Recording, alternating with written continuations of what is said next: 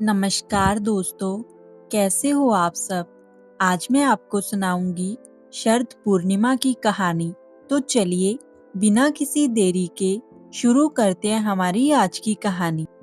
बहुत समय पहले की बात है। किसी गांव में एक शाहूकार रहता था जो व्यापार के मामले में बहुत ही ज्यादा निपुण था। गांव के सभी लोग शाहूकार की बहुत प्रशंसा किया करते थे। उनसे ही व्यापार की सभी वस्तुएं खरीदा करते थे। उस शाहूकार की दो बेटियां थीं और वो अपनी बेटियों से बहुत ज्यादा प्यार करता था। शाहूकार की दोनों बेटियां हर पूर्णिमा को व्रत किया करती थी। दोनों बेटियों में से शाहूकार की बड़ी बेटी माता का व्रत बड़ी ही श्रद्धा और ध्यान पूर्वक करती थी। वहीं पर छोटी बेटी व्रत तो करती थी, लेकिन वो नियमों का आडंबर मानकर उनको अनदेखा करती थी। विवाह योग्य होने पर शाहूकार ने अपनी दोनों बेटियों का विवाह कर दिया। बड़ी बेटी के घर पर 9 महीने बाद एक स्वस्थ संतान का जन्म हुआ। संतान का जन्म छोटी बेटी के घर पर भी हुआ, लेकिन उसकी संतान पैदा होते ही मर जाती थी। 2-3 बार ऐसा होने पर उसने एक ब्राह्मण को बुलाया और उससे अपनी सारी व्यथा कही और उससे इसका कोई उपाय पूछा।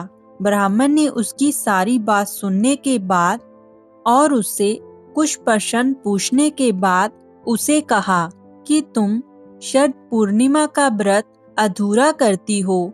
इसके कारण तुम्हारा व्रत पूर्ण नहीं होता और तुम्हारे जीवन में ये समस्याएं आ रही हैं।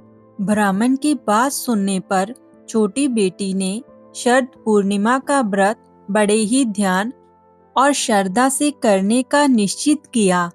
लेकिन पूर्णिमा आने से पहले ही उसने एक बेटे को जन्म दिया। जन्म होते ही उसके बेटे की मृत्यु हो गई। इस पर उसने अपने बेटे का शव एक पीढ़े पर रख दिया और ऊपर से एक कपड़ा उसके ऊपर ढक दिया कि किसी को पता ना चले। फिर उसने अपनी बड़ी बहन को बुलाया और बैठने के लिए उसे वही पीढ़ा दे दिया।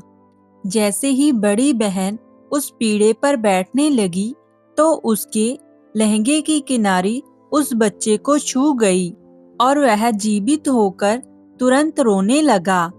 इस पर पहले तो बड़ी बहन डर गई और फिर छोटी बहन पर क्रोधित होकर उसे डांटने लगी कि क्या तुम मुझ पर अपने बेटे की हत्या का दोष का कलंक लगाना चाहती हो। अगर मेरे पीढ़े पर बैठने से ये बच्चा मर जाता तो। इस पर छोटी बहन ने कहा, ये बच्चा मरा हुआ तो पहले से ही था बहन। तुम्हारे तप और स्पर्श के कारण तो ये जीवित हो गया है। पूर्णिमा के दिन जो तुम व्रत और तप करती हो, जिसके कारण तुम दिव्य तेज से परिपूर्ण और संपन्न हो गई हो, अब मैं भी तुम्हारी तरह माता का बड़ी ही श्रद्धा पूर्वक पूजन और व्रत करूंगी।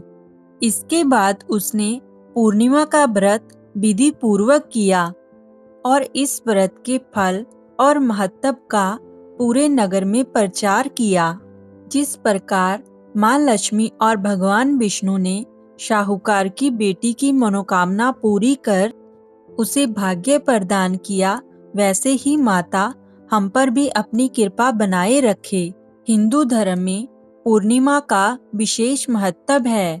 साल भर में 12 पूर्णिमा आती हैं। अश्विन माह की पूर्णिमा को सभी पूर्णिमा में से सबसे खास माना जाता है। इस पूर्णिमा को कोजागरी पूर्णिमा, रास पूर्णिमा और शरद पूर्णिमा के नाम से भी जाना जाता है। पुराणों के अनुसार देवी लक्ष्मी इसी पूर्णिमा तिथि को समुद्र मंथन से उत्पन्न हुई थी। इसलिए शरद पूर्णिमा की रात का हिंदू धर्म में अपना एक विशेष महत्व है। इस रात में चंद्रमा अपनी 16 कलाओं से पूर्ण होकर आकाश से अमृत बहा करता है और वैभव की देवी लक्ष्मी अपने पति भगवान विष्णु के साथ पृथ्वी लोक पर भ्रमण करने आती है। शास्त्रों के अनुसार माता लक्ष्मी का जन्म शरद पूर्णिमा के दिन हुआ था। इसलिए देश के कई हिस्सों में शरद पूर्णिमा के दिन माता लक्ष्मी का पूजन किया जाता है। नारद पुराण के अनुसार शरद पूर्णिमा की धवल चांदनी में मां लक्ष्मी अपने वाहन उल्लू पर सवार होकर अपने कर कमलों में वर और अभय के लिए निशित काल में पृथ्वी पर भ्रमण करती हैं और माता ये भी देखती हैं कि कौन कौन जाग रहा है, यानी अपने कर्तव्यों को लेकर कौन कौन जागरूक है।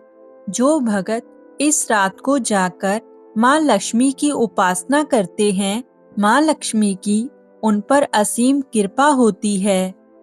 प्रतिवर्ष किए जाने वाला ये व्रत लक्ष्मी माँ को संतुष्ट करने वाला व्रत है।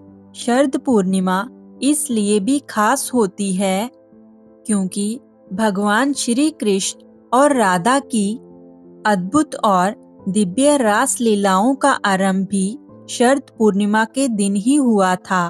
पूर्णिमा की श्वेत उज्जवल चांदनी में भगवान श्री कृष्ण ने अपनी 9 लाख गोपियों के साथ स्वयं ही 9 लाख अलग अलग गोपों के रूप में आकर ब्रज में महाराष्ट्र रचाया था।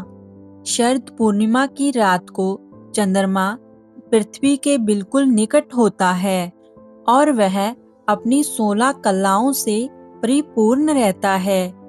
इस रात में चंद्रमा का ओज सबसे तेजवान और उज्जवल होता है। उज्जवल चांदनी में सारा आसमान धुला हुआ नजर आता है। हर तरफ चंद्रमा के दूधिया प्रकाश में प्रकृति नहा उठती है। शरद पूर्णिमा की पूजा का महत्व। इस दिन माँ लक्ष्मी के साथ साथ चंद्रमा की भी पूजा और अर्चना करनी चाहिए। कुंवारी कन्याएं इस दिन सूरज देवता और चंद्रमा की पूजा अर्चना करें तो उन्हें मन चाहे वर की प्राप्ति होती है।